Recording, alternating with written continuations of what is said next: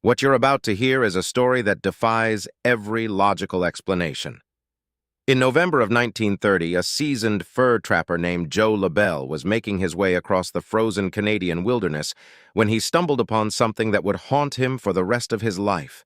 An entire village had simply vanished. Not one person, not a family. An entire community of over 1,200 souls had disappeared without a trace.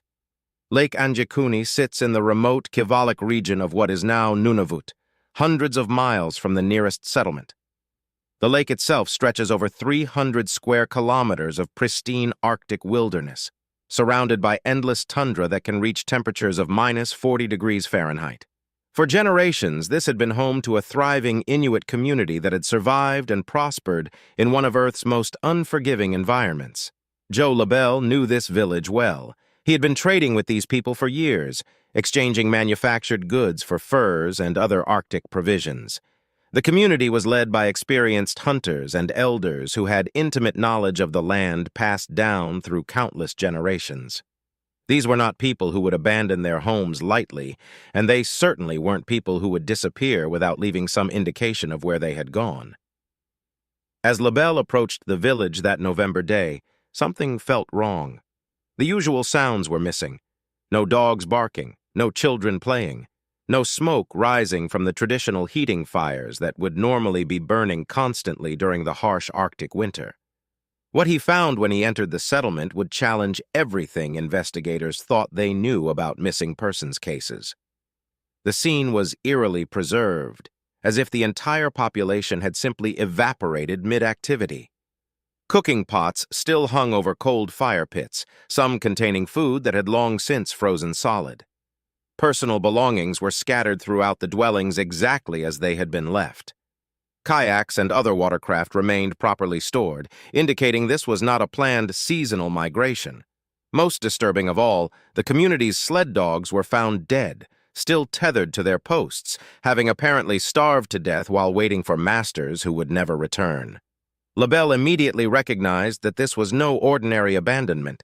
In his years of traveling the Arctic wilderness, he had seen communities relocate for various reasons, following game migrations, avoiding harsh weather, or joining other family groups.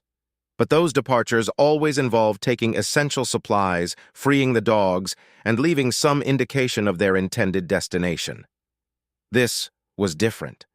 This looked as though over 1,000 people had simply vanished in the middle of their daily routines. The fur trapper wasted no time in reporting his discovery to the Royal Canadian Mounted Police. The RCMP took the report seriously, dispatching investigators to the remote location despite the significant logistical challenges of reaching Lake Angikuni during the Arctic winter. What they found confirmed LaBelle's account and raised even more troubling questions. The official police investigation, led by experienced officers familiar with Arctic conditions, documented a scene that defied conventional explanation. The investigators confirmed that the village showed no signs of violence, no evidence of struggle, and no indication that the residents had packed for departure. Most significantly, they found no bodies, no graves, and no evidence that anyone had died in the settlement. The RCMP officers were particularly puzzled by the condition of the sled dogs. These animals were essential to Arctic survival, more valuable than almost any other possession in the harsh northern climate. The idea that an entire community would abandon their dogs to starve was almost inconceivable. Sled dogs were not just transportation, they were often the difference between life and death in the unforgiving Arctic wilderness. As word of the disappearance spread, theories began to emerge. Some suggested that the community had simply migrated to a new location, perhaps following caribou herds or responding to changing ice conditions. But this theory fell apart under scrutiny. Experienced Arctic travelers pointed out that such a large group moving across the tundra in winter would have left obvious tracks, and there were no reports of a community of this size appearing anywhere else in the region. Others proposed that disease might have struck the village, forcing survivors to abandon their homes. However, this explanation also had significant problems. If disease had been the cause, investigators would have expected to find bodies or at least evidence of graves. Moreover, healthy individuals would likely have taken essential supplies and freed the dogs rather than leaving them to die. More disturbing theories began to surface as the investigation continued. Some suggested that the disappearance might be connected to government activities in the region. The Canadian government had been actively involved in relocating Inuit communities during this period, sometimes moving entire populations to serve various political and economic interests. Could this have been a forced relocation that was later covered up?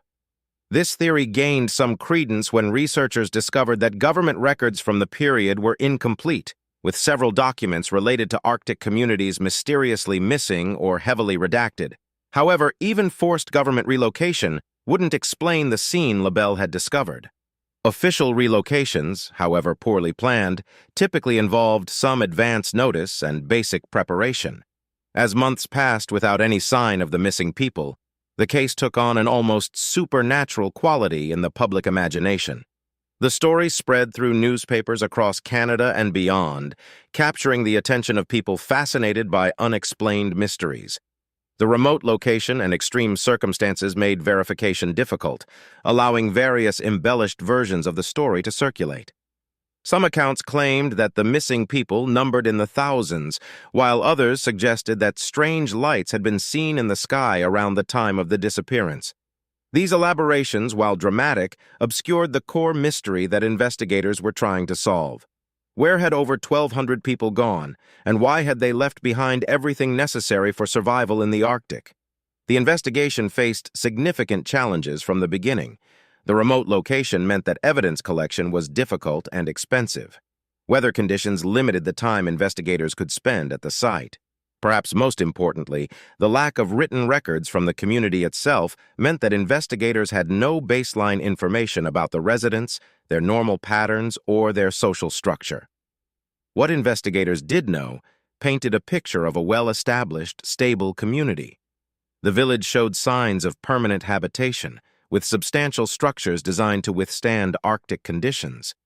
Tool-making areas, food storage facilities, and other infrastructure indicated a population that had been planning to remain in the location long-term, not a temporary camp that might be easily abandoned.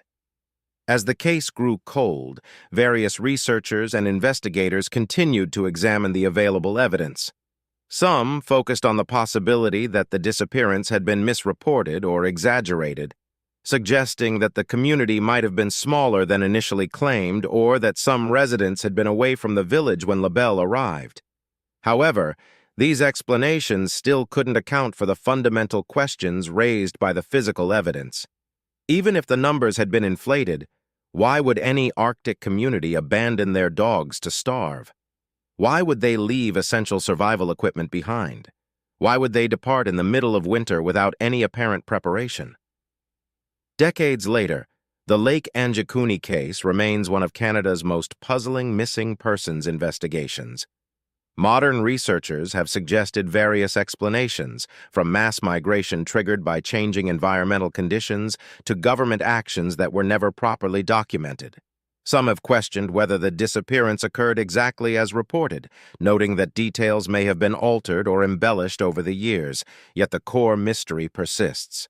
Multiple witnesses confirmed the abandoned village scene. Official police reports documented the investigation. The story appeared in newspapers and government communications of the period. Something significant had occurred at Lake Angikuni, even if the exact details remain unclear. The case raises uncomfortable questions about how easily people can disappear, even in the modern era of communication and documentation. If over 1,000 people could vanish without trace in 1930, what does that say about our ability to protect and account for vulnerable populations? The Lake Angikuni disappearance reminds us that there are still vast areas of our world where people can simply cease to exist without explanation. Perhaps most chilling is the realization that we may never know what happened